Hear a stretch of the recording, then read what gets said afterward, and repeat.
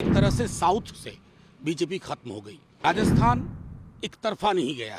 मध्य प्रदेश एकमात्र राज्य है जिसमें पड़ताल की आवश्यकता है। जब राष्ट्रीय मुद्दों पे चुनाव होंगे, रोजगार पर चुनाव होगा, दवाई पे चुनाव होगा, सिंचाई पे चुनाव होगा, लोगों की थाली पे चुनाव होगा और उस चुनाव के नतीजे बीजेपी को परेशान करेंगे। एक तरह से साउथ से बीजेपी खत्म हो गई और बीजेपी का नामो निशान मिट गया। तेलंगाना एक अद्भुत उदाहरण है जब बहुत बड़ी जीत कांग्रेस की हुई है। राजस्थान एक तरफा नहीं गया।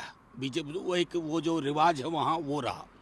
छत्तीसगढ़ अलबत्ता चूंकि तमाम लोगों की अपेक्षाओं के अनुरूप नहीं आया। मध्य प्रदेश एकमात्र राज्य है जिसमें पड़ताल की आवश्यकता है। लेकिन मेरा मानना है कि ये चुनाव बिल्कुल क्षेत्रीय मुद्दों पर क्षेत्रीय सरोकारों को क्षेत्रीय दृष्टिकोण से लड़े गए थे। कल तक बीजेपी भी यही कह रही थी कि 24 का चुनाव अलग है, विधानसभा चुनाव से लोकसभा का कोई मतलब नहीं है।